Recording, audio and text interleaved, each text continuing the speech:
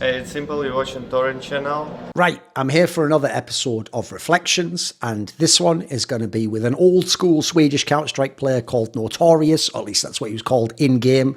So one area I want to start off with, actually, in your career is... It's funny, you were basically commenting to me yourself, like that you had like a mediocre career or acting like no one would know who you are. It's true. You weren't like one of the biggest names and you obviously didn't have like frag movies and the things that back then used to make people famous. But actually, one thing I always wondered about was, and we'll get into some of the other areas in this interview, but you actually did have quite a short career. Like if people don't know, because esports wasn't really like a thing at the time, it was more like some people were just good at Counter-Strike. And if you're from a country like Sweden, it's more accessible to maybe go to tournaments. And if you're in a top team, you get paid to the events and stuff. Is there a reason, before we get into all the data, was there a reason why your career wasn't so long and you had times you were in and out of the game? You weren't really one of those people who went hard and just played till the bitter end. You kind of just, when you had your chances in the top teams, you played, and then afterwards you kind of gave it up, right? Yeah, I mean, when I think about it, it feels like I wasn't probably not dedicated enough. I like to do other things a little too much. I always played like team sport, soccer, floorball, hockey, and those kind of things. Always like going out, partying, hanging out with girls and so on. So I wasn't really like probably not the nerdy gamer. I was like to exercise around the game. I couldn't sit in front of the computer more than like 5-6 hours. Then I felt like the depression getting to me, so I needed to go out, do some exercise, and I felt that I probably used a lot of my talent in the early days, and I'm coming from played a lot of Quake World, Action Quake 2, Quake 3, and then it was really easy for me to move into a slower game like Counter-Strike. Right. But I felt quite fast that these really good players, they play like 16 hours a day, and I was like maybe averaging around 5-6 hours 5 times a week or something like that. So I felt that from the beginning I actually was at the top of the top that I felt I was. I was like 2004. I had a time where I was in the military for 10 months, coming back, and like didn't really. I feel like I compete at that high level, but I didn't feel like the top of the top anymore. And then I thought that it's a lot of struggle with getting the money from events. That's a lot of like ugly things happening in esports. I was like, yeah, I'm quite good at math. I'm quite good at like IT in general. So I started to like focus on my education instead and got like a civil engineering in IT instead of trying to get somewhere in esports. Okay. Since you said you played, I mean, one of the games you threw in there that a lot of people aren't going to know, everyone's going to know maybe Quake World, basically, if you don't know people, was Quake 1, but just had like a different engine to make it like better netcode. But the one you threw in there that was interesting was Action Quake. Because if people don't know, Action Quake is what Counter-Strike came out of. The guy who made Counter-Strike was one of the late modders of Action Quake. And basically, and it was, if you remember, it was like Quake 2, but reskinned. So it was kind of like, it was like half Counter-Strike, half Quake. And so the point I was going to make was this. Another detail people won't know about really old school Counter-Strike players is the beta versions of Counter-Strike were way more like a Quakey arcade game. Like they weren't actually as slow as Counter-Strike became, and they weren't more like about realism. It was a lot faster, and you could jump, and you could almost do like the bunny hopping and stuff. And was that part of the appeal to go into Counter-Strike? Because funny enough, the way you described it, I'm a bit unique because I came from Quake as well. To me, to everyone else, Counter-Strike's like the top. It's like, oh, it's so cool. It's like Counter-Strike was way slower to me, and it was actually like, oh, it's a bit of a weird game. I was having to get into it, For sure, like I was one of those, like, oh, are you camping again? Like, what are you doing? Like now, you need to camp to actually get a kill, but in the early days, like, what are you doing? Like, play like a real man and stuff like that. You almost like stopped playing because of that. I know the first time I played Counter-Strike was at a friendly LAN at some place in the suburban when I played. I think it was 5.2 or something like that, and you just bought the MP5 and just jumping around and just shooting straight.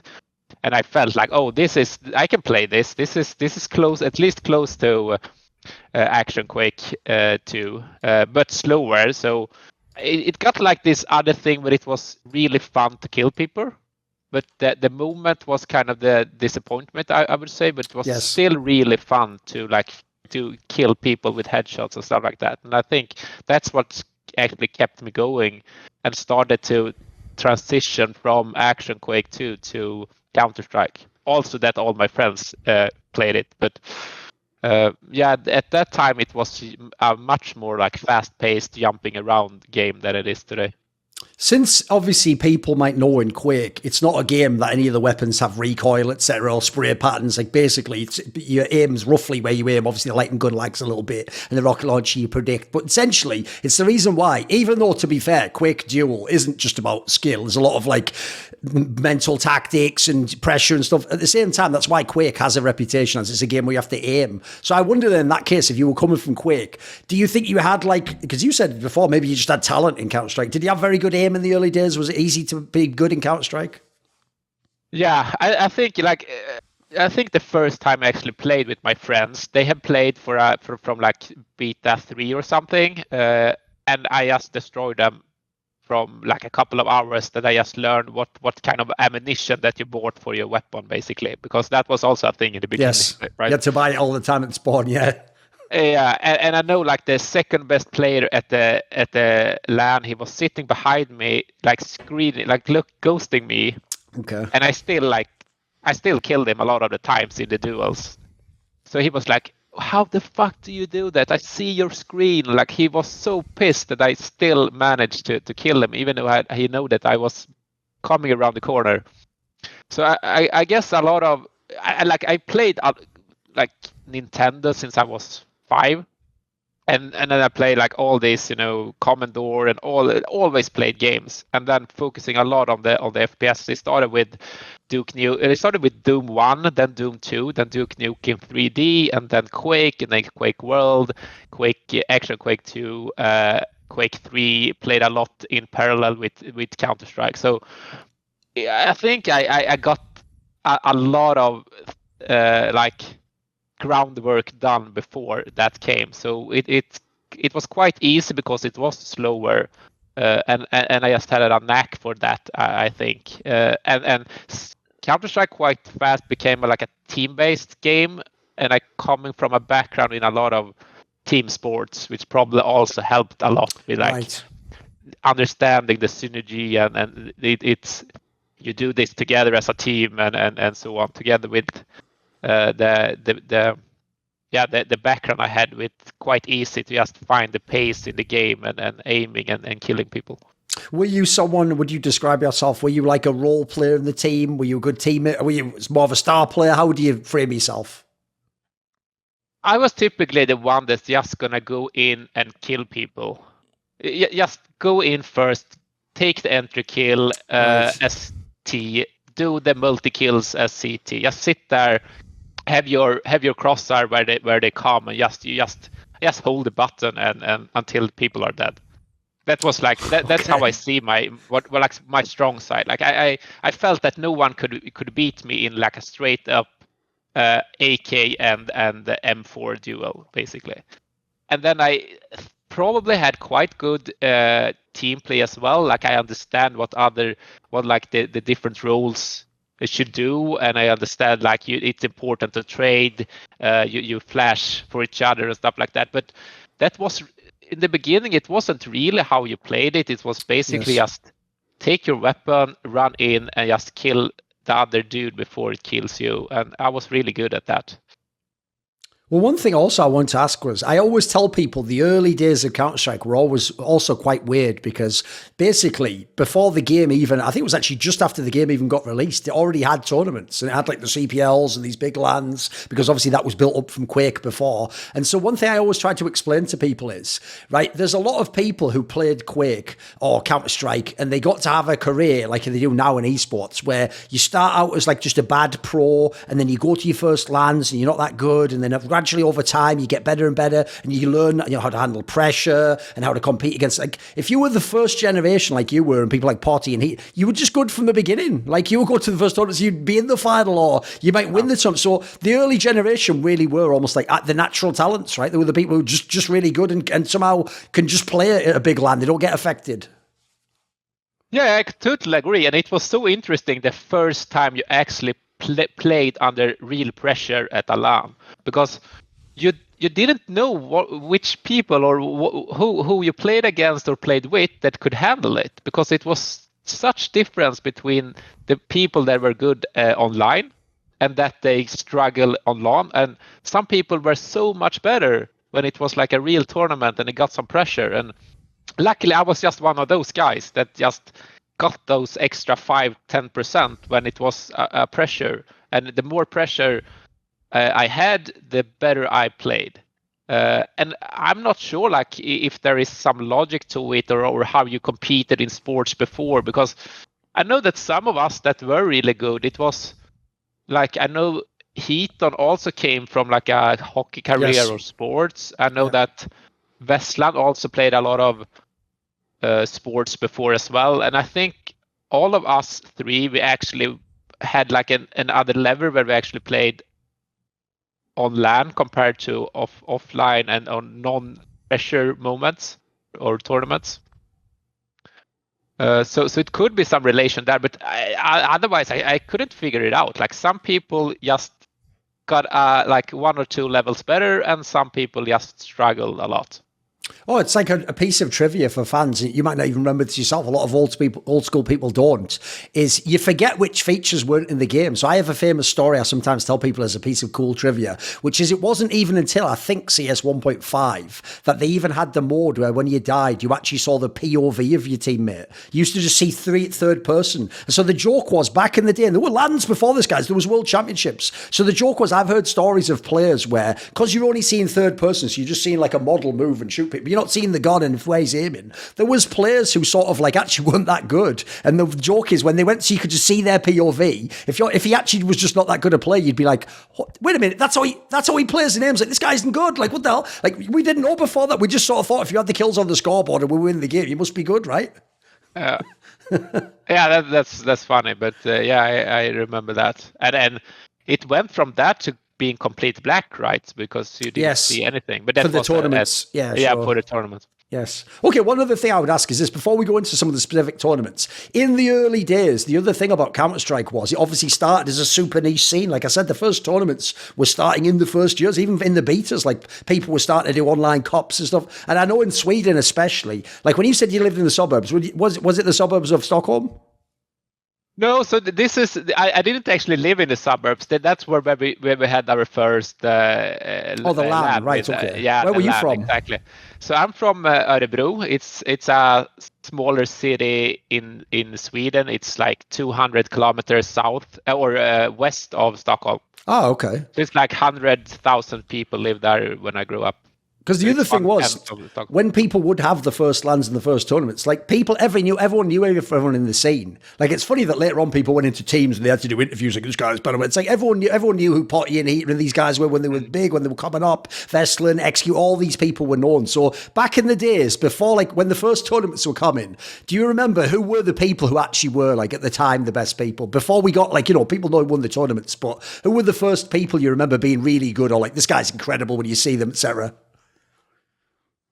That's a good question. Like the first real tournament I played, I think it was the qualification to the CPL Dallas Winter tournament. Yes. And I remember that I think I played with GameOnline then. Yeah. And it was me and XeqtR. That I think it was the first time that we actually played together on a LAN, and we always were like the most noticeable player in our team. It was like, I think it was Smurfa and Gozi and Souledge maybe that played for our team as well. And they played so much better online. And then when we came to this offline tournament, it was completely the opposite. I don't know, like a team where it was more of a two-man army than the other team I played. So then I realized like how good XeqtR actually was at that time. People don't know, because later in his career he was more of like a tactician and stuff. But like in the early days, especially on LAN, he was unbelievable, right? Yeah. So I remember that it would be so fun if we could get.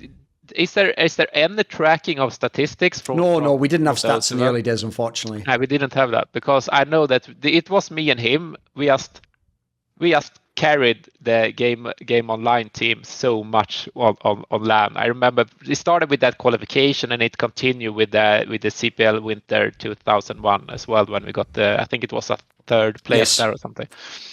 So I remember that, and I also remember that you have all this like respect for the NIP guys, but I felt that during that qualification, I felt that we can beat them. Like when it comes to real pure skill, just killing those guys, I wasn't afraid. Like I can get these guys.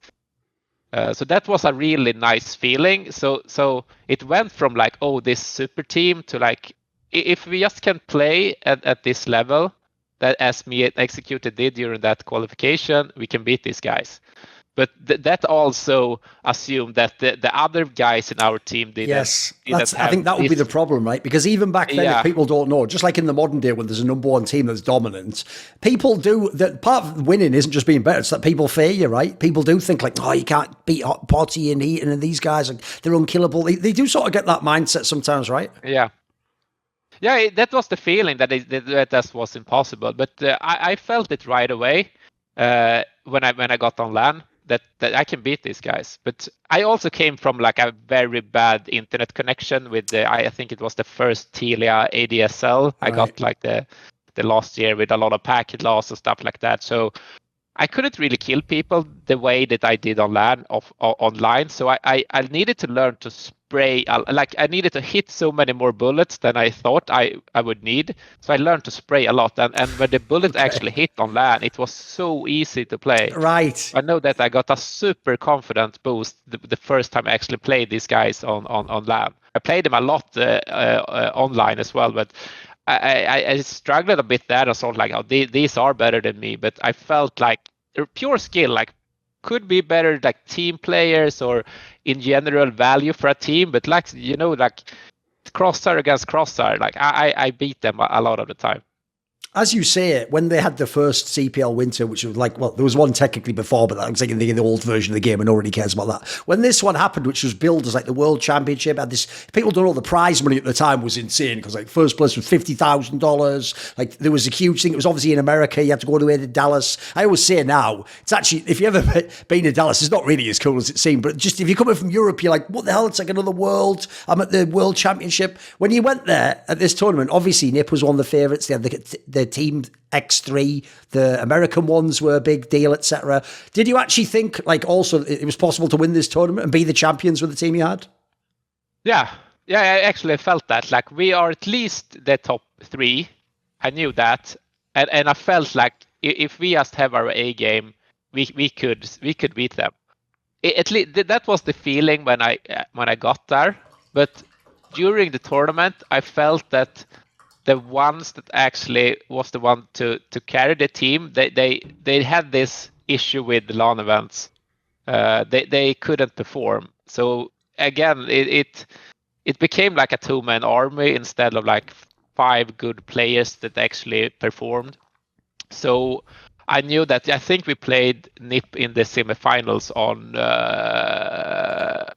was it Inferno? I think. Let me have a look. Yes, it was Inferno. Yes. Yeah, and I know that we had such a hard time on the T side. I think we started T side and we just died a lot. And I know that I was up in Palace and needed to go out this balcony every time, like 1 versus 3, and I always got at least one. And I needed like some more help to actually get the site. When you get the plant on Inferno, you know that you have such an advantage as T, but we never really managed to get the sites, and it was like time after time that like they just couldn't get through, and I felt like, okay, yeah, we are choking a bit here, and couldn't really do it. What about, obviously at this tournament, the ones that beat you to make you come third was the Americans, X3, who people had. Here's the thing at the time, because at the time the regions were separated, it was like NIP was the best in Europe and everyone was like, they're the best. And obviously Americans, everyone knows they shit talk when they think they're good. So since the X3 team was on top of America, they were like, no, we would win or whatever. So were they good, this team? Which team was good? X3? The Rambo, K-Sharp, those guys.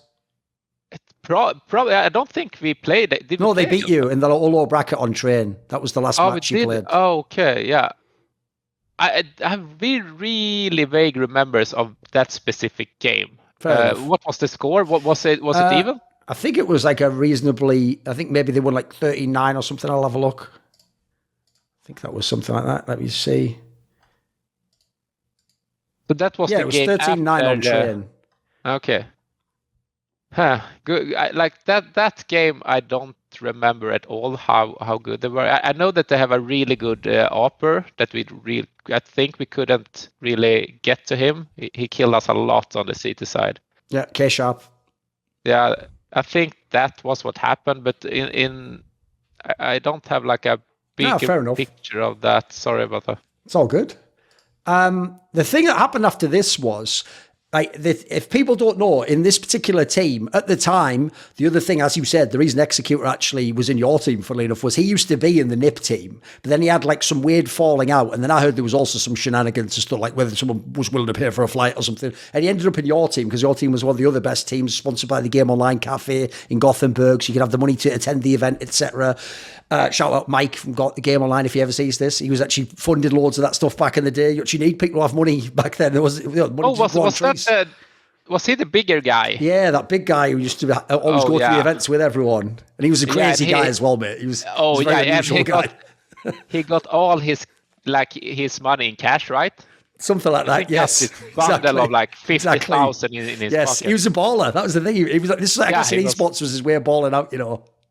It was so interesting. The first time I was like, I think I was 18 when I got there. We played this boot camp at their internet cafe in Gothenburg, and he was like telling these stories like, oh, I haven't paid for my parking in like 10 years. It's like 200,000 Swedish krona I haven't paid for, and then he just got this cash and just go and buy some food here. And I was like, oh, okay, I do I do as you say. Like, I don't know if it was kind of the like mafia or something like that. You had that vibe though, right? Yeah. Yeah, exactly. Like a guy that's just putting up like 50,000 in cash. That is gets your attention for sure. Yes, so like I say, this was like an interesting guy, and basically he could just put together a team and go to these events when he wanted. So after this event though, because like you say, XeqtR was like on his own, could just carry on LAN. The joke is, even though Nip won the event, they just recruited him straight back to the team. So I know this broke the squad apart initially, and then this is one of the periods in your career I want to ask about, because you don't appear again until Vesslan brings you back into one of his teams, Esports United, like something like 6 months later for the next American CPL. So what were you doing in all those months? You just around doing nothing? What? That is a good question. I don't know if I played for any team. Probably played something. I know that NIP asked me to join their team, but I said no. But because of reasons. I'm not sure what I did. I for sure played some Counter-Strike during that time. But I always like studied. I was in high school then, and continued with my sports and going out and stuff like that. So I'm not sure what I did actually Counter-Strike wise. Could maybe play for some local team in Örebro maybe. Because actually one thing you're saying there, that in itself is actually interesting, because back then a lot of people, I think even maybe Heaton or someone did, a lot of people who were big players, when they got good and at the time you could win money, some of them just quit school. They were just like, I'm a pro player now, right? That's kind of shocking. Yeah, exactly. In Sweden especially, people don't know. You know, people always say that thing. It's an excuse other countries have made. Yeah, the internet's amazing in Sweden, but you know when they say like, gaming was just accepted there, it's like you were saying earlier, dude, you're still a nerd. If you play the games, it's not like women are like, oh, cool, wow, the CPL, like, that's not, you're still weird. Like, you're still sort of a unique guy if you play in esports, sure. Right? Yeah, and I had a really hard time like explaining to my parents what I did. I think it was like the first time I said like, okay, I got a ticket and I'm gonna stay in Dallas to play this big event. They realized like, okay, this is for real. Before that, like, why are you sitting up at night playing computer games and being tired at school? They didn't really understand like how big it was about to become, right? So sure. And my like the other friends that I had that actually played, like the star feeling that, or I got from them, they're like, oh, cool, are you playing? We're watching all your games, we're following you. Like it at that time it started to become quite big. But before that, it was this nerdy feeling around it. It was still that, but like the people that understood actually thought it was quite cool. And then, as I said, one of the reasons you came back to a team, it's funny, this was like a theme throughout your career. vesslan was one of the players who obviously respected you as a player. He brought you in. So I remember you went with this team. It was kind of a similar scenario. It was the Esports United lineup where they just put together a bunch of the best players from all different teams. There was like Scream and those guys from like the Too Easy team. And Arl was there, who wasn't in NIP now. And the vesslan had like him and someone, I think maybe Swift or something from Nordic Division. And then they brought you in. And so you came back to the city. You finished third at another CPL, another big one in Dallas, right? Yeah, true. That was with, was that, I'm trying to remember. So it was vesslan, it was all Scream, me, and Ralph. Yes, right? Swift, yes. Yeah, Swift. That's cool. Yeah. So that. Oh, that and was Bronk cool as well. It was a six-man unit. Oh, and you yeah, rotated in. There you go. Oh, that's true. Okay, so Bronk was even at that time because Yes. I know that I stayed with him in Years later, LA yeah, later on. sure. But yeah, okay, so I played with Bronk already then. That's cool. Yeah, so I think we just I know that vesslan, he was the one that actually got me to this. If we go back before GameOnline, so I played in 9 Örebro. That's how it started. I didn't have my own computer or anything. It was before broadband was a thing in Sweden. It was just before that. So 9 Örebro was the first place in Örebro that got this 100 megabit up and down. Right. So I always played a lot of computer games, but it wasn't my own computer. I was playing at different cafes and friends and stuff like that. So I started my CS career just playing.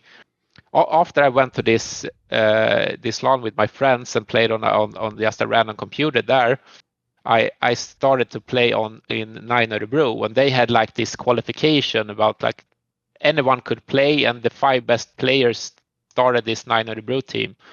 So I was sitting there playing for 9 Örebro when vesslan contacted me and like, oh, he played for Mafia at that time, yes. I think, something like that. So yeah, in the beginning, he contacted me when I played there, and I went to this Remedy LAN in Stockholm, I believe. But that didn't really turn out to be something then. And I think at that LAN, I think it was Smurfa that actually picked me up and asked me to join GameOnline together with XeqtR at that time. And that's how it started, that journey. And then later, after the GameOnline was over, then I think vesslan contacted me again because he knew me. I like played with him a bit, and he see me play at these tournaments, and just, oh, I'm starting this cool team. We have a sponsor.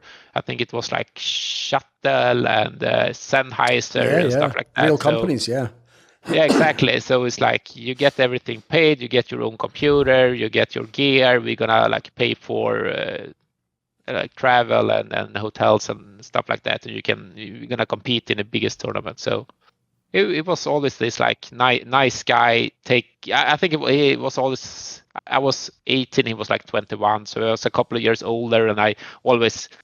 He let me stay at his place. Then we cooked food and like had a nice time around the Counter-Strike. Is like not only playing Counter-Strike, but a lot of other things we did as well. So it was like a really nice team to be around. And Ralph was like a super nice guy as well. Yeah, if people don't know, like the other thing back then is there was a lot of teams that were players who were just super nerdy and they were just good at the game and they were just in a team because someone asked them. But one of the things I always thought was actually quite unique about vesslan was, I can see why you say he had the sports background, etc. He was a couple of years older too, because he was a guy where not only was he one of the first players who actually did try to do real tactics and not just, run in and shoot people and have better aim. He not only did that, but as you say, he understood like team dynamics. Like you actually have to have people you get along with and you have to have like a team spirit. And even though people sometimes memed on him later for this, he was a guy who would do like a speech before a game and try and like rally the troops. He didn't just go like, let's shoot them and go in the game. He'd have some angle that he was going to sell you on, right? Yeah, exactly. And I was kind of used to that from my sports background. So I think it was a bit too soft in other teams. And he was more this guy like making a speech and telling people when they did bad, like, oh, we need to improve and step up now, guys, and stuff like that. Like you needed that little extra push. And it wasn't always like this, sorry, let's try to do it better next time. It was like, oh, we're playing shit right now. Let's try to improve this. And I was more used to that from my sports background. So we kind of clicked quite early around like all these team synergies and how to handle a team and putting some pressure. Like I always needed the pressure because I understood or I knew that I performed under pressure, but I had a hard time feeling that pressure. Like I wasn't that emotional guy in that sense. So to like create some I don't know, like virtual pressure or fake pressure around not only the biggest tournaments and the most important games helped me to actually get that extra focus and a little bit of being a little bit of nervous for more games, so I could compete at like the highest level that I knew that I could compete at. Right, obviously, I will say at the beginning of the interview, this is a scenario where I'm asking this guy to remember stuff from 20 years ago now, and obviously no one remembers every detail. So again, you tell me what you remember of this. But I remember after this, vesslan obviously had control of the Esports United team. It was basically the team that used to be Nordic division, but they got the sponsors in, and he gradually moved players in and out. Because he also was, like you're saying, he wasn't some guy who was just there to be your friend. He was a friendly guy, but like you say, he wants to win. So he was bringing players in and out. And after this mixed team, he made this lineup. I remember you went to the Oslo CPL, a European event, right? And in this lineup at the time, he brought in a bunch of different talents. So he brought in like Souledge from the old GameOnline days. You had the player Musa, who's obviously an old GameOnline, the Finnish player, and then they brought in that guy from Too Easy, Logic, right? And at the time, all of these are top players. This is like an all-star team on paper. But I remember this LAN was a really shocking one to me, dude, because like I said, in the early days, the people who were good were just really good from the beginning. And so if you were people like you, vesslan, you're supposed to be like top 3, top 4 at minimum. You're supposed to be in the final. This was a tournament where they bombed the LAN. This was actually one where I remember a lot of people had bad performance. You finished like 9th to 12th or something. So this is a shocking one. I remember even thinking, like, what the hell happened? Yeah, I also remember that it was a big joke from our side, and we were so pissed about it. But it comes back to like, I don't know if the guys that we put in there really had been tested on LAN before, because I know that again, like you remember that some of the guys just couldn't perform under pressure. Especially not immediately, some people took time to sort of build up in their careers, didn't they? Maybe they need to play 6 months or a year and experience. Yeah, right? Exactly. Yeah, and I don't think we actually had time or we didn't. No, I think this was like you went immediately, like a week after this lineup was made or something ridiculous. Yeah, exactly. And you haven't really stress test them, the guys on a LAN, right? So you just know that they were really talented players because you had met them online, because most of the scrims and gathers were online. So when you actually go to a tournament and you see that they are struggling, I know that it's I don't want to put names, like talk bad about players that I don't really know anymore, and they probably not going to listen to this anyway. But for example, like a guy like Musa, he was super talented, but like I know that he wasn't even close to what he could have been during that launch. So it's just some of the players, it was like they couldn't handle the pressure, and they were like 10% worse than they should, and that's enough in CS on that level. Yeah, one player I want to ask about actually is this guy that was in the past team, yours, Souledge. If people don't know, the first thing people knew about this guy was he was the younger brother of Hib, the player for NIP, who at the time was like the best stopper. And actually, there's another detail a lot of people might not know. In the early days, the reason why people like Hib and K-Sharp from X3 were legendary is because actually the AWP is the easiest weapon to choke with on LAN. You have to just be so precise, you have to hit your shots. So there's a lot of people who were online were amazing with the AWP. Everyone could use the AWP. But you went to a LAN, and if a guy like Hib really could hit all the shots, you were like, this guy is fucking sick. So what was Souledge like, his younger brother? Because I heard from vesslan, he was one of those guys where it's like, he might have even been more talented, but like he is the younger brother. He has to sort of like, you have to prove yourself, right? Yeah, but he was one of these guys that also, he had, at least when I played with him, he struggled so much when it was pressure. So I remember that from the first tournament we played. It was with GameOnline. Like he couldn't really handle the pressure. I know that he was really good when we Sure. played the scrims and then played online, but as soon as was these important matches, something happened. Like I don't know if they lost the confidence because of reasons, or if it just was if they get a little bit too nervous and they were used to like sitting at home in their like boy room and their mother gave them chocolate and All a comfortable. sandwich. And, Yeah, exactly. Yeah, exactly. Yes. And then we're like you had an audience, you had people around you watching, and you were like on the spot, needed to perform there. So it's hard to say what it was, but I know that it was a surprising, as surprised that you can be on the positive side with some people just stepping up 2 levels. Some people did opposite, unfortunately.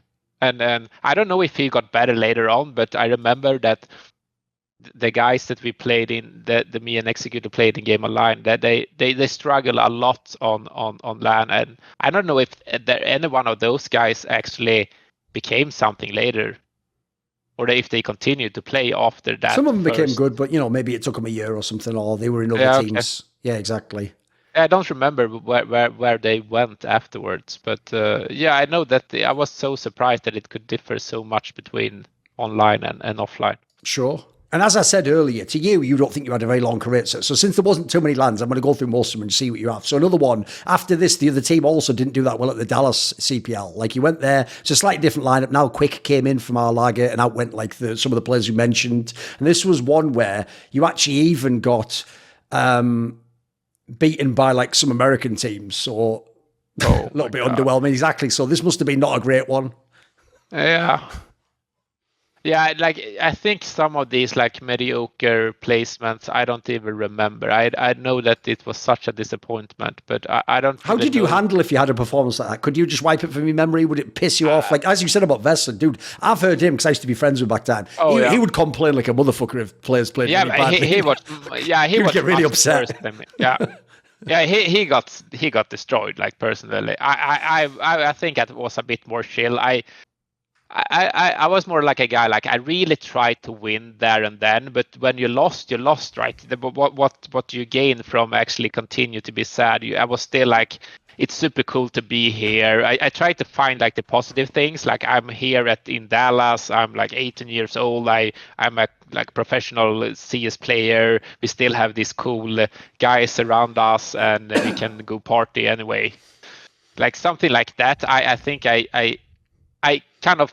not like this. What you say? Like I'm not thinking about stuff for too long. Like Right. I let it go quicker. So I'm super pissed at the moment, but quite soon I can just what's done is done. We lost. What does it give me to continue to be mad about this? And I think it took longer for a guy like vesslan.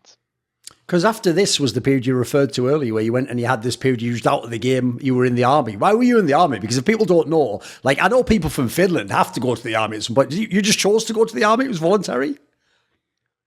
Yeah, I mean, I think I just wanted to do something else. I probably didn't feel that I have like this like the spark anymore for playing at the highest level, and I was like, maybe it's Counter-Strike isn't really for me. I know that I felt a bit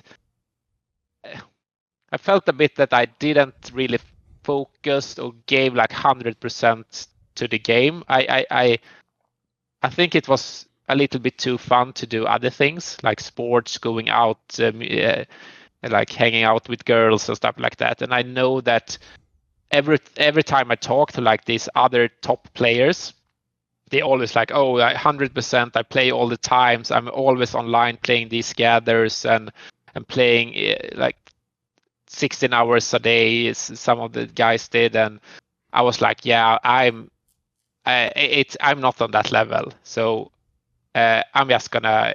I was happy with the couple of years I got here, but this is enough for me. One thing I want to set up for people when you then come back and you play in Vesslan's team again, but now it's the one called Adrenaline, right? This was a really interesting setup because if people don't know, in the meantime, the Esports United team became Team 9, is what they're called, obviously named after the famous cafe in Stockholm. And they went to all these tournaments and they had success. They won the Esports World Cup and they were second to Heat and Potty's SK and the CPLs in America. And they were having an amazing time. But then the reason they made this Adrenaline squad was Vesslan, because again, he was just a guy who was always thinking out the box. He came along with this idea where he got this American LAN cafe, GamerX, to sponsor through all these companies this new team. And the premise would be, it's quite a clever idea if you think about it. Instead of having to go from Sweden, and back then travel was way more expensive, they didn't want the same budgets. So instead of traveling and being there and being like, oh, we're all jet lagged, like, oh, hope we win the first easy games and get through so we can like get customized. His idea was, why don't we just live in America? If we live there, we practice in this LAN cafe, then when we go to the tournaments, we'll be the best. Like, because he was always looking for an edge. That's what I loved about him. Even if he didn't have like Heat and Potty or whatever, he was always trying to find some way he was going to like get ahead of them, whether it was tactics, nerding out. So in this sense, right, it made it weird because even though he had the second best team in the world, he essentially had to like rebuild it because obviously some people, like I think XeqtR initially wasn't going to do this. He was staying in Sweden for some period. And I know some of the other Swedes like actually never went to Dallas. I think the logic was like, he had to move to America for 3 months or something. You had to go there for like a serious period of time. It wasn't just going for a week like normal. So some people went out of the lineup and then they rebuilt it in. So I remember, because I was friends with him, he was telling me the names he was going through. And he was like, yeah, and I'm going to bring in Notorious. And I was like, I mean, he was good back in the day, but wasn't that like years ago? He hasn't been playing the game. And this is why I know, even though you think you had a mediocre career, Vesslan told me at that time, and at the time I thought he was overselling it. He goes like, yeah, but he's a LAN player. Like, you don't understand. When we get to the LANs and like the actual tournament, he'll be good then. Just trust me. And at the time I was thinking like, come on, man. Like, that's like some old school shit. That was years ago. Like the game's changed. Like you say, everyone's practicing. At the time, if you're not in the top team, you better be in like the second and third and fourth teams and working your way up. So at the time, I thought, what a big gamble he's taken. But obviously, like, you guys had success again. You were still a very good team. You were a good player. So were you able to just pick the game back up again when you went there?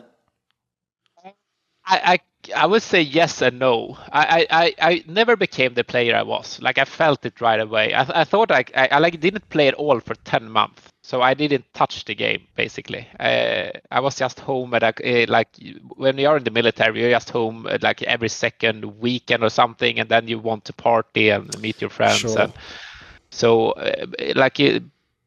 probably not playing more than like 10 hours in 10 months if I'm gonna just put a number out there.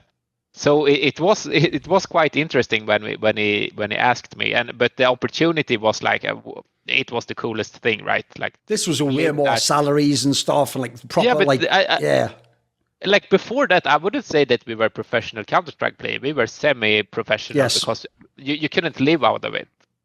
Live from playing, basically, if you didn't win like everything. But no one did that at the time. But I think we were the first one that actually we got the apartment paid, we got the car, we got the food, and then I think we got like $1,500 a month or something like that. Yeah. So that was actually like now we are professional. We can live out of playing Counter-Strike. And I know that I was tired of the military as well. I actually had like a 15-month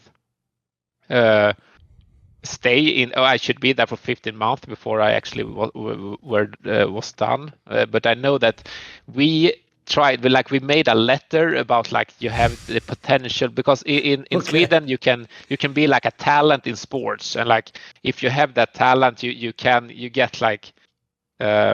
You can get out of the military, yes, when you. So you had to explain that you're really good at Counter-Strike, and they let you out of the military. That's a pretty cool story in itself. Okay. Yeah, exactly. So I know that the manager then, I don't know if it was Vesslan or I think it was someone else that actually wrote it, or maybe Vesslan wrote it, but we signed it with our manager for the team, and we said they sent it to the military, and I was sitting there explaining like the potential and what this could lead to, and they like from looking quite like, oh, what is this bullshit, to like, wow, that is. They thought it was an excuse or something initially. Yeah, exactly. And then I don't know if they just tried to like, because I know that it took a week or something, and they're like, yeah, you can go, like, really good luck with this. Okay. Like so they actually went for it, and I was like, so cool. And I know it was in November, I think, and it was like the first day of the snow. When I know like the next day, all my military friends was going out in the woods and setting up tents and like stayed there for 2 weeks or something. I was like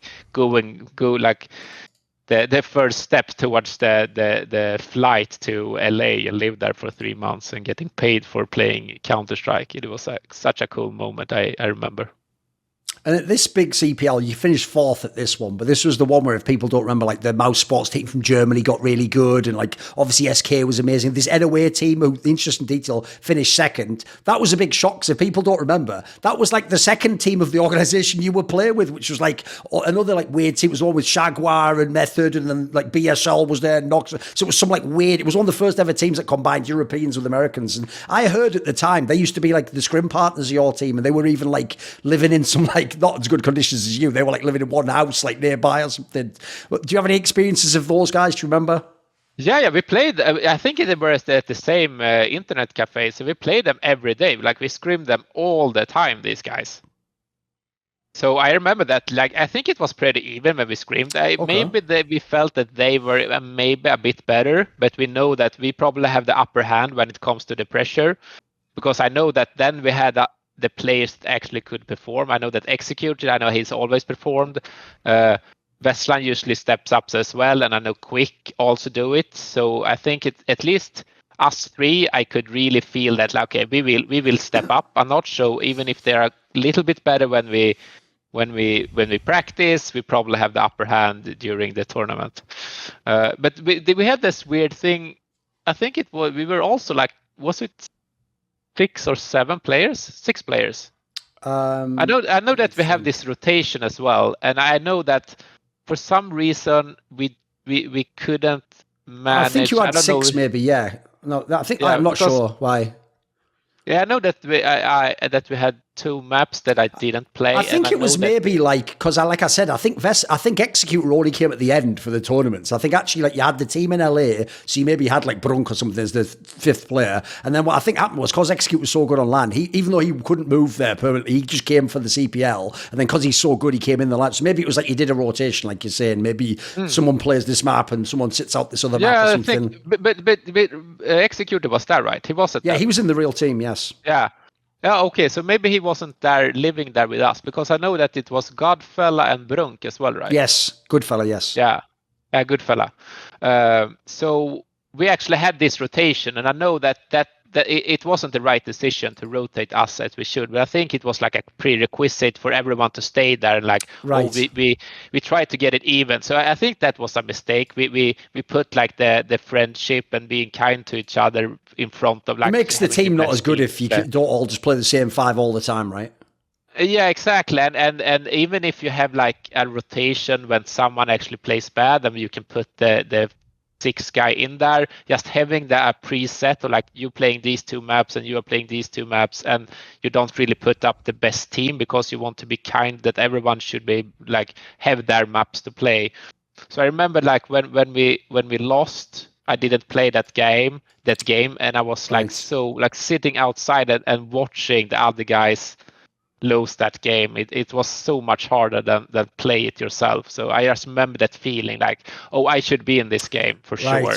And then we lost that game and came. Is that like was that like an ego hit if you're not playing? Kind of feeling like, what the hell, I should be in? Yeah, especially when you felt like, yeah, you were part of the 5 best players in that team, and we still decided to not play with the 5 best guys because we wanted to be. It was like we put the friendship above like the team performance, and I wasn't like, if you know Vesslan, he was more of the guy like, oh, let's play, let's try to do everything to win. But I remember that at that time I was quite disappointed at the decision that the team made around these 6 players. But I know that he really believed in that structure, that you have a 6-player team. I wasn't just sure, like, was it the best decision to actually rotate all 6 players, or have like a 6-player that could be like the substitute if something happened, or if someone like didn't perform or felt sick, or anything can happen on LAN. Like you get like a bad game, and then you lose your confidence, and you can't perform at the highest level anymore. But I remember that, like the feeling of not being able to play the game when the team loses, and you know that you can help the team to win that. It felt terrible. Another thing I always try to explain, because one of the things, since I'm like the esports historian, I always try to put it in context to what the time period was like. So when people see these matches, and it still looks like Counter-Strike, and it's a 5-man team, and it's a big tournament, people won't know that, like, for example, now, when we have a CSGO major, it takes like 3 weeks, dude, and you play matches like 1 match per day, and then you've got time to prepare. So when you played these tournaments back then, it used to be single maps, because it was double elimination. It was 1 map. They didn't even do a veto back then. It was just, that was the map for that round of the tournament, like quarterfinals. That so famously, I always tell the story. The reason why you know that people like Heat and Potty were the best, they had to win, even if in the final, like that was the other team's best map. They didn't have a choice. Like you just have to win it. And then also, you played the whole tournament. It would be like 3 days long, and it would start with like 128 teams. So what would happen basically was, if you ever dropped to the lower bracket, you just play like 3 games in a row that day. So you're playing 1 game, you play another team, you have to just be ready for that one. You have to play. It would even mean as well, if you're coming from Sweden and this is in America, sometimes the jet lag would be crazy. You'd start playing a game at 10 in the morning, you'd be playing a game at 8 p.m. So like the conditions were way different than now. It's not kind of as cushy as it is and comfortable as it is now. It was pretty brutal back then. So there's another thing when we're thinking about some of these placings. If you drop and you have a bad game, you can fall out of a tournament real quick. Yeah, for sure. And I remember, like, and it was max round, I think it 12. was 12. So like first to 13, and it was completely different, the economical system. Yes. And you couldn't win with pistols and stuff like that. So if you didn't win the pistol round, and you play like a weird map like Aztec or Cobble or something, and you didn't win as T, then you like struggle to get any rounds at all. Yes. So it was very different then, and it was even more impressive then to get like consistent top result. Absolutely. Because you cannot fail like any game. Like even if you have like a couple of bad rounds in a game, that could be enough to actually get a bad placement. And like I'm not saying that was the reason why we got a bit of this lackluster, but it could very well be that we were better than these guys, but we were just unlucky with a pistol round. We met them on the wrong map and so on. It's of course excuses, but like it was so like the margins to succeed and actually fail was much closer than they are now. And I remember one other detail, which at the time was shocking when they made this team, is, I mentioned that detail, I purposely set it up like this, where some of the players didn't go to America and play, like famously the 2 Swedish players, Luciano and Lucchesi, they just stayed back in Sweden. And the Lucchesi guy, people don't know, was one of the best players in the Team 9 team. So I remember also saying that to Vesslan, like, so you're making a team without the best player and go to America. And the thing was, though, the next year when you guys came back to Europe, they made the team, he was in the team with you again. It was sort of your last run in this squad, and he came back in. Now, the team was just okay. They had like top 8 at ESWC. So do you remember this one going to ESWC in France? Yeah. What was that only one time? Yep, that was the only time you went. Okay, so it was France. Okay, what was Lucchesi playing with us then? Yes, that lineup was when Vesslan took himself out the lineup and made himself like the coach for this event. And then you had Quick, XeqtR, Lucchesi, and then Snyder, if you remember that guy. He was like a young player at the time. He came in as the 5th player. And he was like, it wasn't terrible, but again, this is why I have to put the context in. 5th to 8th sounds all right to other people. Like in your career, when you have players like you have, you're supposed to, like I said, be in the final or win the tournament, right? Yeah, for sure. Like I didn't really remember that team actually in the end. I was just about to say, like I'm sorry that I didn't play with Lucchesi, because I think maybe we had a very similar style, but I felt like me and him could actually have had a really successful team he's a very together. Good player, yeah. Yeah, but I don't know if I think it was a kind of me in the sense that he wasn't really putting all the effort into CS. I think it was more like of a talent guy, and as soon as it started to struggle a bit and we didn't get a result, I think he also like wanted to do a lot of other things around the game as well. I'm not sure, like, did he continue to play after this? No, it's funny. Yeah, just like you, like at the end of this year, basically, he just like drifted off, and then this is also kind of the generation that new people were coming in as well. Okay, so he actually had a shorter career. Yeah, he had a very short career as well, yeah. He was just a 1 or 2 year talent, yeah. I remember that I talked to vesslan during when I stayed in the military, and he said like, this is a super talented guy. You should play with him, because I know that vesslan always believed in me as well.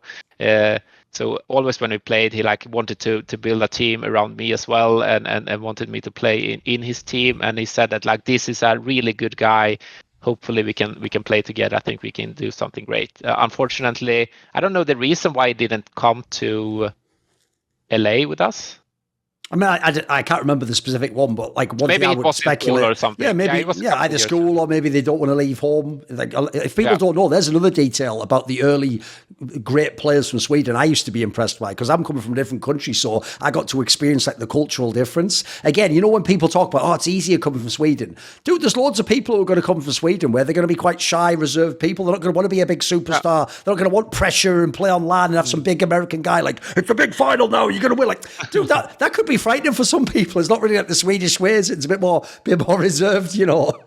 Yeah, and I know this guy. He was also from Örebro, and he was like very similar.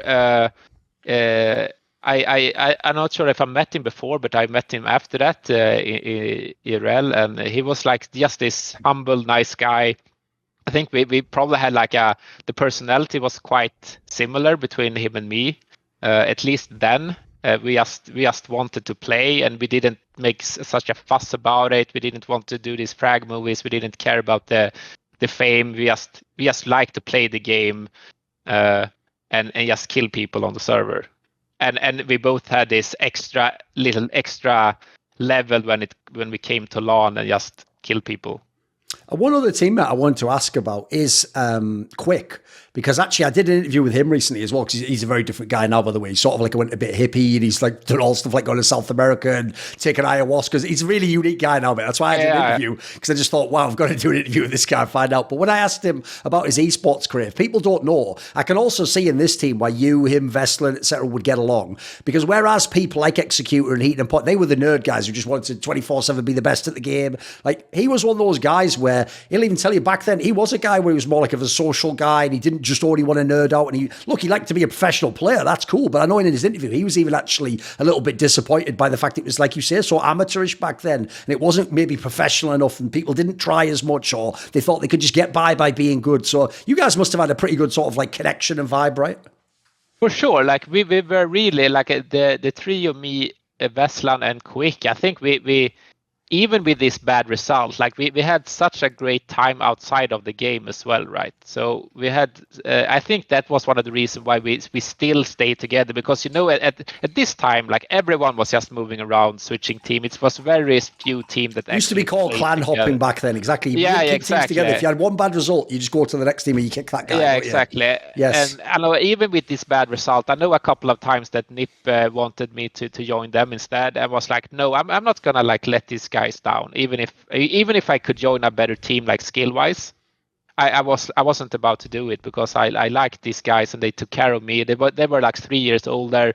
We had a lot of fun, and they were always like supportive, and we had like a lot of in common outside the game. So we had a lot of fun even when we didn't play. And I probably don't really know them very well, the NIP guys, but I'm sure that maybe I didn't have that much in common outside of the game, and they were so focused on just playing. They were pretty ruthless. Like, if people don't know, one of the other reasons they were always so good is because they would just brutally cut someone if they had a bad tournament. Like, get them out, get the next best player. Yeah, exactly. They were just worried about winning. Yeah. And I know that if we have done that, like I know a couple of tournaments we wouldn't have played with the lineup we had. Even if you said like we had a pretty good players, I know that even if they say they're good, we know that some of them didn't perform on LAN, but we still brought them or continued to play with them on LAN, even though we probably knew that they weren't good enough to actually be a top contender. But the guys were so nice, and we liked them so much, and I probably thought that I felt that was more important, like the team synergy and having fun together, than actually winning. And maybe that was one of the reasons why I didn't manage to win anything, or one of them. But I'm still happy with the decisions I made, and that I continue to play with these guys instead of going to NIP, for example. When this year ended, that basically, like we said about Luchesi, it was just the end of your career, basically. So Was there really just a moment where you decided, like was it when this team, the contracts ran out or the salaries ran? Did you just decide one day that's it, never again? Were you ever close to coming back? Did you ever think about joining a team again?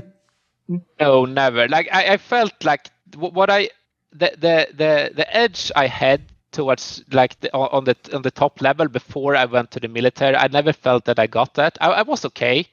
I was like I felt that from maybe a top 5 player to a top like 30 player when I came back, but being a top 30 player, it wasn't. I didn't really thought that was enough.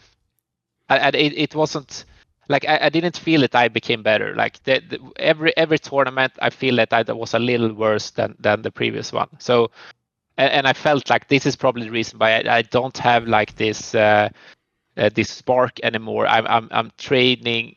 Playing CS like probably 1/3 or at least half of the hours every week compared to the other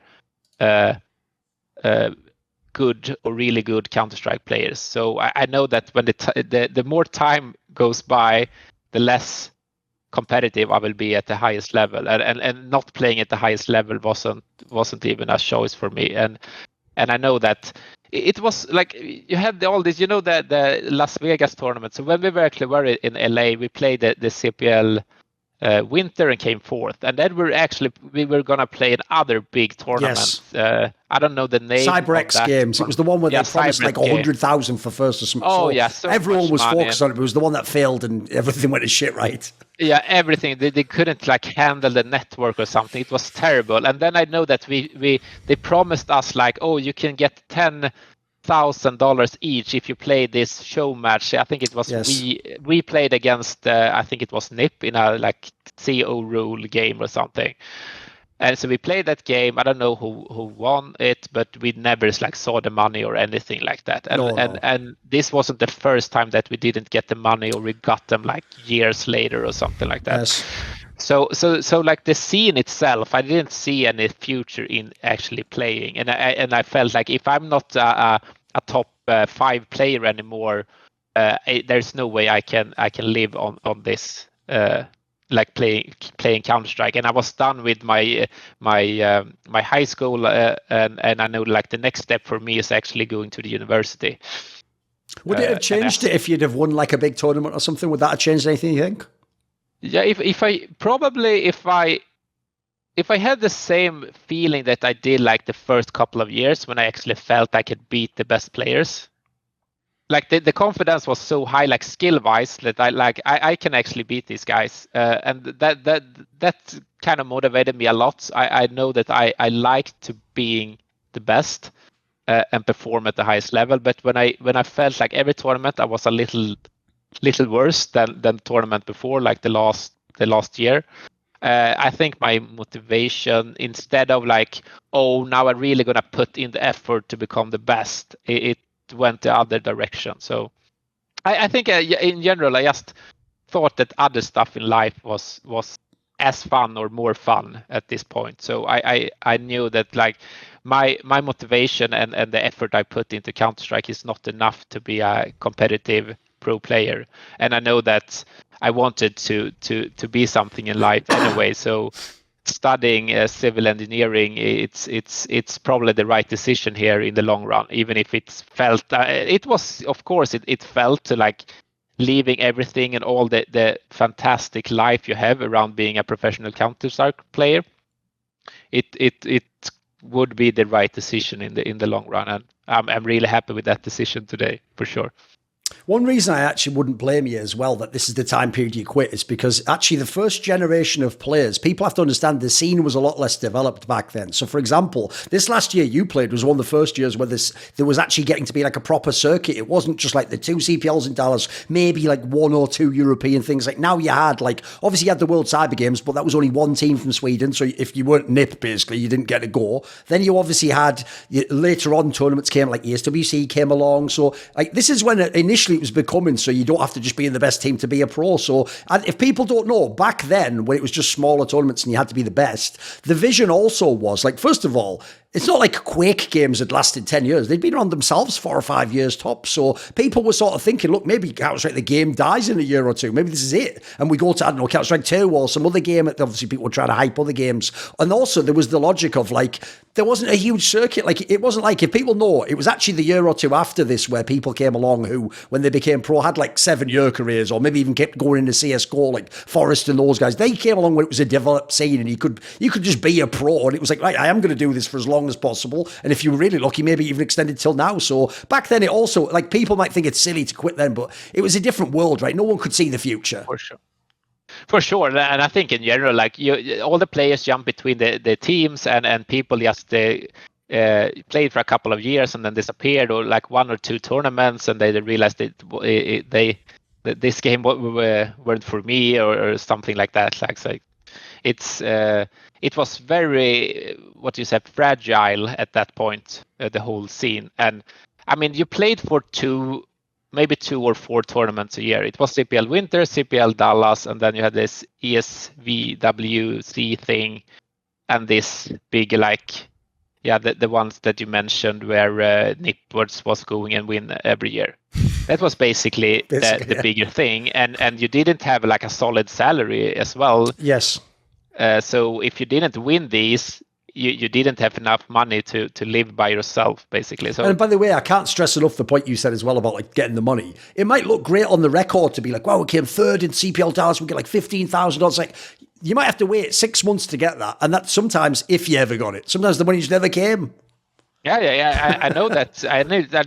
I think 2 or 3 of these. I was checking my Wikipedia and look at these like prize money, and I think 2 or 3 of these I didn't ever get. I think it was either eaten by the organization or we didn't get them at all. Or,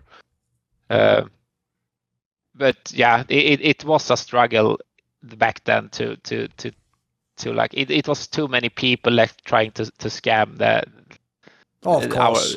Like the teams, both the teams themselves, but also the tournament organizers. That's the part people probably don't remember as well. Obviously, people know now from some of the stories that the organizers sometimes didn't pay out, or they didn't get the sponsor money themselves and didn't pay out. But yeah, the team part's the part I even forgot myself. In the modern day, by the way, not only the players get the salary and the prize money's huge, they keep all the prize money. Like back then, depending on what your org is, your org sometimes might take half the prize money, or like you say, maybe they just take most of it and they say, well, you know, like we have to cover the costs, because back then they didn't have huge sponsors. They weren't making that much money themselves. No, for sure not. So, and we were like young guys. We didn't know. We were happy to have like a flight ticket and somewhere to stay, and then play Counter-Strike because it was so fun. I didn't think about like contracts and like how about suing someone? Like that was not even close. No one even ever did that. No, not at all. No, for sure. Like if the money didn't came, they didn't came. So. Oh, you just reminded me of another detail there as well. The first like official contracts in Counter-Strike, I think, were signed in like 2004 or something crazy like that. So if people, or 2003. So if people don't know, the early years there wasn't even a contract. You were just in a team. Oh. You go to the tournament, you win the money. That's also why it'd be hard to even sue them, right? It's not even like a legal document you signed to say you're in a squad. So even though it sounded like it was pro, we all called it pro gaming. It was actually quite amateurish, wasn't it? Yeah, sure. Yeah, that's what one of the reasons. Like I felt when I was standing there 2004, we came like 5th or to 8th place, and we got a couple of $1,000 that I'm not sure we ever saw. And I was like, is this the life I'm gonna have now, or am I moving on and do something else with my life? And I remember it wasn't that of a hard. I felt bad, but it was quite an easy decision to end this. One thing that's so interesting is obviously I only saw you at the event, saw in photos back then, and when I saw you come on the camera here, you look very different now. Like people will see you've obviously worked out, you've done something with you. Like back then, you used to be what people would think a nerd would look like, right? You were quite a thin guy. You were a very quiet guy. You were quite Swedish in that sense. Yeah, I think I'm started to get a little bit of. I know that I was a really small guy until I was like 17, and then I started to exercise. And I think quite a lot happened between like before the military and after. So I think I remember I got a lot of like, oh, now you're. They called me like the I don't know the fitness of esport, or the fit nerd or something like that, because I think I gained like and kilos of muscles between like being 18 and being 20 or something like that. Like for 2 years, I gain a lot. Yeah, I think it's of course, or for sure, a lot happened since then until now as well. But I don't think I was this like really small guy. The most of my maybe I'm remembering the early days then. Yeah, that was probably really early. But when I actually started to play in these bigger tournaments, I was probably at least like a 75 kilo guy or something. Okay.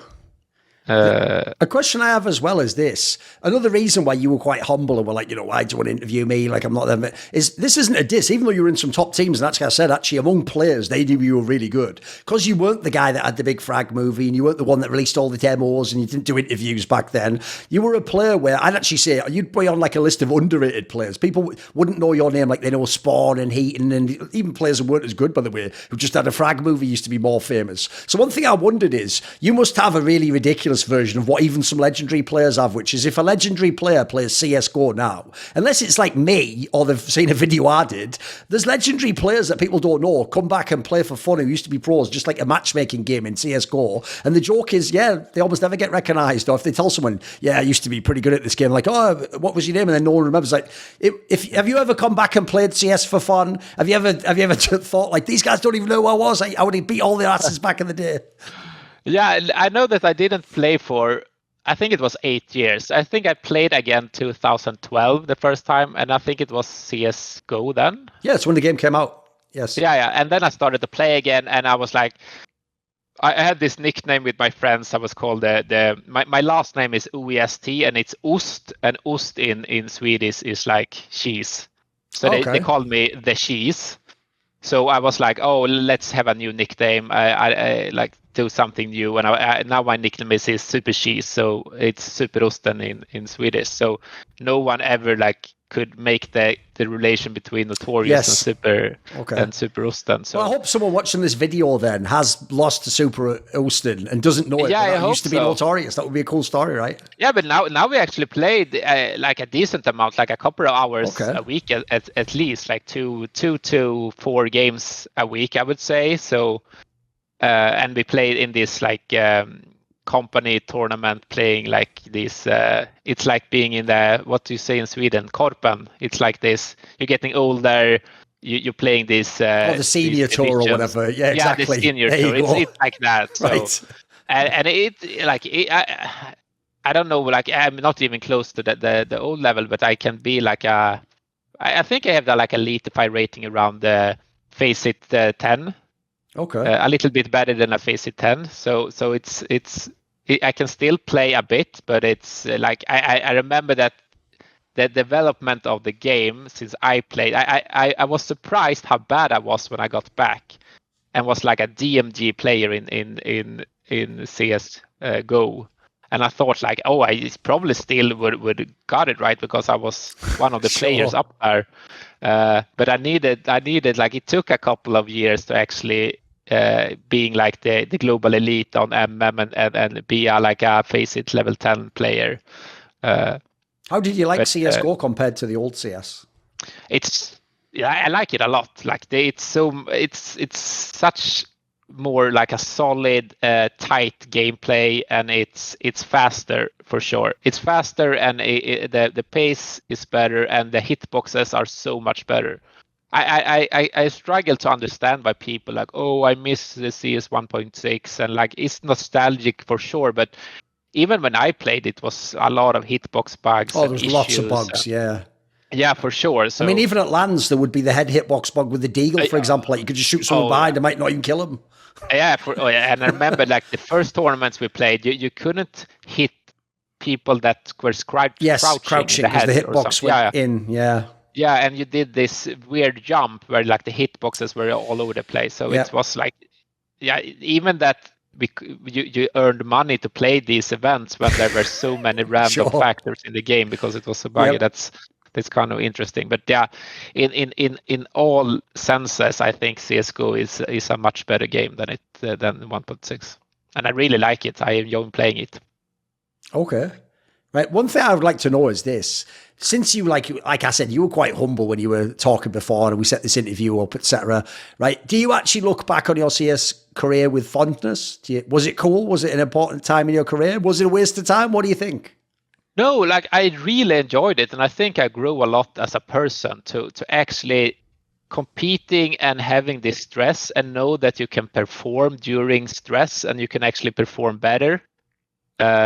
And I know that like the first couple of tournaments or the first couple of matches in a tournament, when I was like felt this huge stress and I thought like I'm just gonna shut down, and then I realized like, oh, it wasn't that bad. I can still kill people, and it like up a couple of rounds, you had this adrenaline and the focus, but the weird feeling in your hands and the shakiness just disappeared, and you like 100% focus on the task that you're about to do. And I know that is a really, I think, important lesson in life to have, even if you like.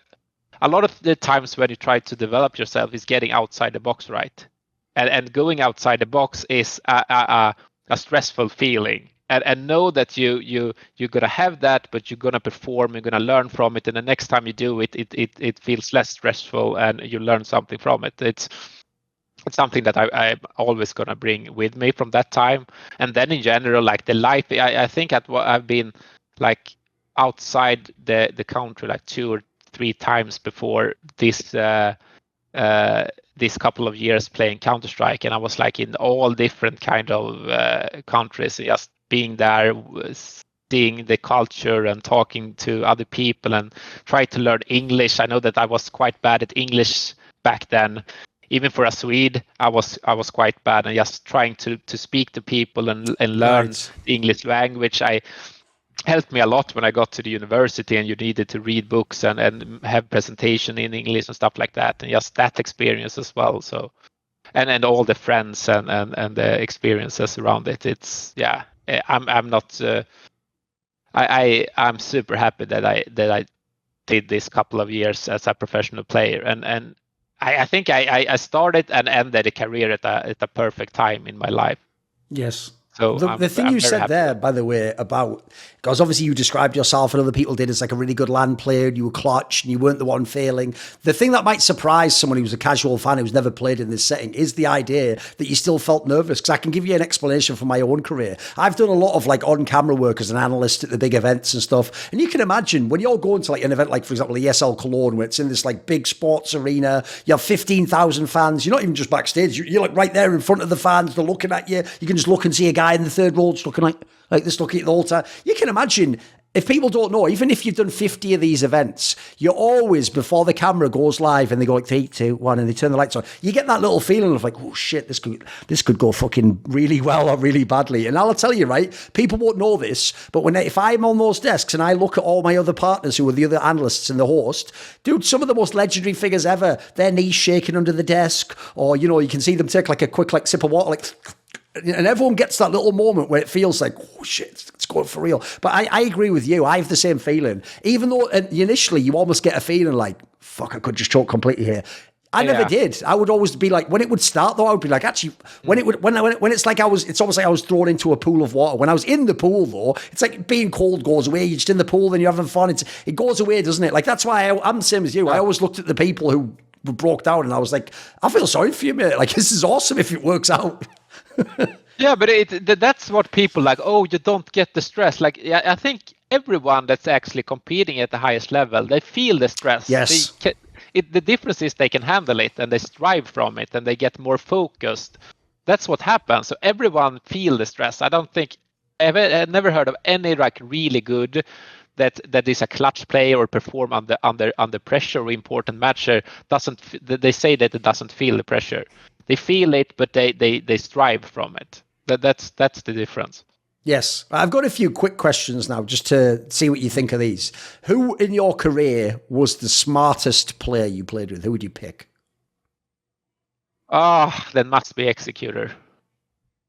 Yeah, I think that's pretty easy because I know that he could think about the game in so many levels, and he always had like a an option during stressful situation, like on the fly, like, oh, okay, Right. so we have made this tactic 3 times, we need to do something else, and he came up with like a smart plan that actually made us win a lot of rounds.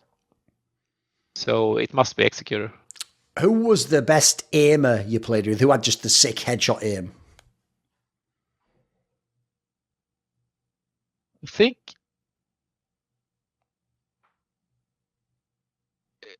I think just making headshot, I think it was Quick. He was actually really good at that. I think it was Quick or Scream. I'm not sure. I played a little. I didn't play that much with Scream to actually. He was a pretty skilled player, though. Yeah, he was pretty skilled, but I would pick Quick. I think just to just these really crisp headshots. I think it was him.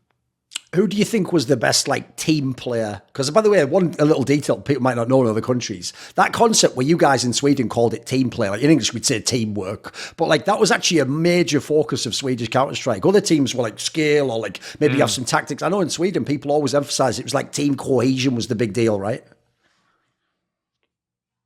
Interesting.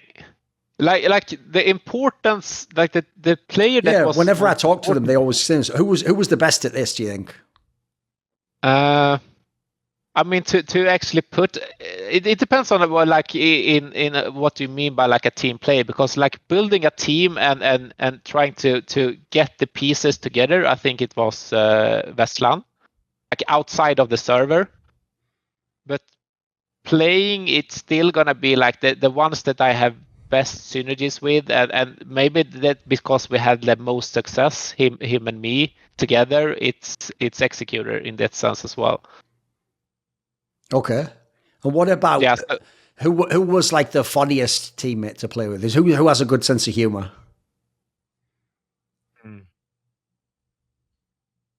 Who did I like to play with? Like we laughed. Like I laughed a lot with Brunk. I remember.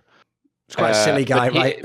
But he was like so silly. I don't know if we like matched completely when it comes to the humor and stuff like that. But he was like this just crazy, like this trolley guy. Just made a lot of like weird noises and like he just looked funny a lot of the time. Just said really stupid and funny things all the time. So I remember like laughing a lot with him on the server, but especially like outside when we lived together in LA. He was like just this weird, funny, nice dude. Who was the best player you ever played against? Who did you think was the absolute best?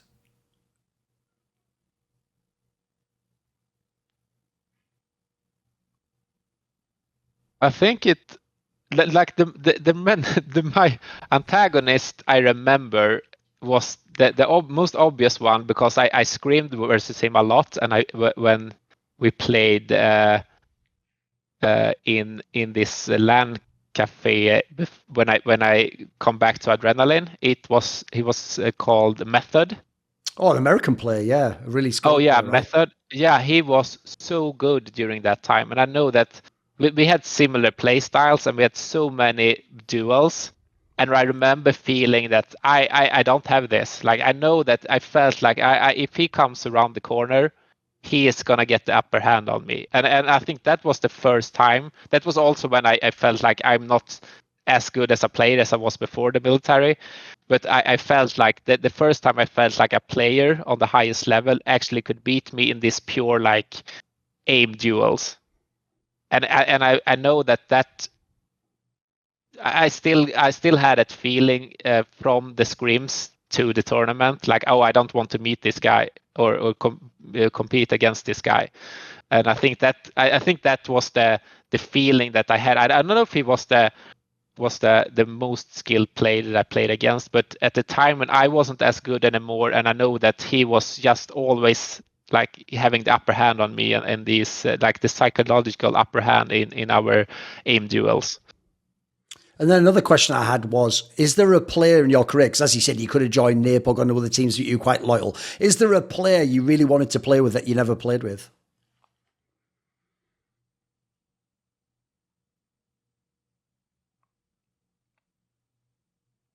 And that would be Forest. I remember that when I was like the the last couple of, I don't know if the last couple of months or the last year, I know that I met him a couple of times on the public servers.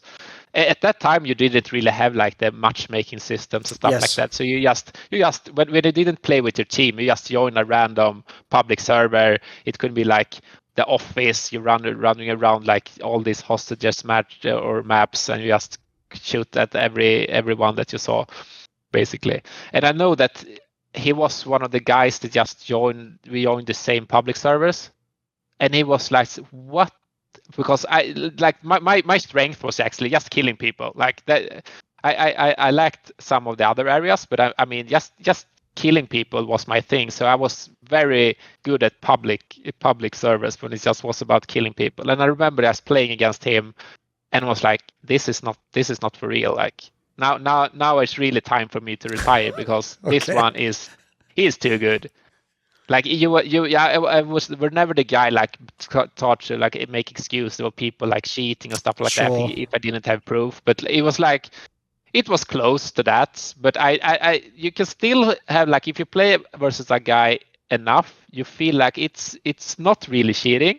He's just a little bit faster than you every time. It's not impossible, but he's consistently just owning your ass.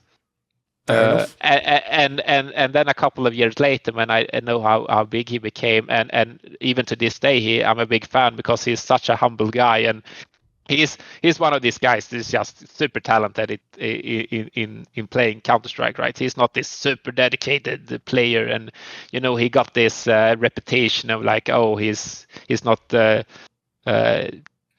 practicing as much as other players, stuff like that, and he's just this humble guy that is really, really nice. And I met him a couple of times at Kappa Bar and stuff like that. So it would be really cool to play with a legend like that. At the end of this interview, do you have like a final message for people, or do you have anyone you want to say hello to or thank if they watch the video?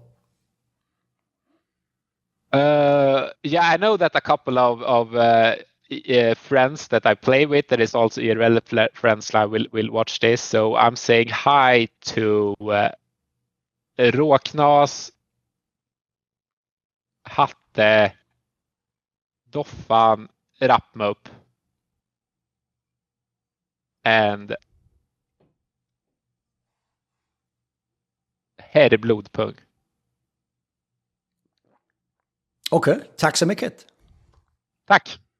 This video was kindly supported by Ahmed Hadju, Hades Good, Matt Pugnatio Rakula, Adam Oaks, Animosity, Bot Pounder 420, Jensen Go, Kovacevic, Ord, Pacey, Tobias Bernasconi, Tosh, Toucan, and as always, a special thanks goes out to my main man, Jerky's Minion. Would you like to suggest a topic or a guest for my content? Would you like to ask a question in one of those monthly AMAs where sometimes I roast people? Do you want teasers to find out who the guests are for upcoming shows and interviews I'm doing? Maybe you want to be part of one of those cool, lengthy esports discussions that I have. Well, if any of those perks sound tantalizing to you, put your money where your mouth is and join the Skrilluminati today, where? Via the Patreon link in the description box below.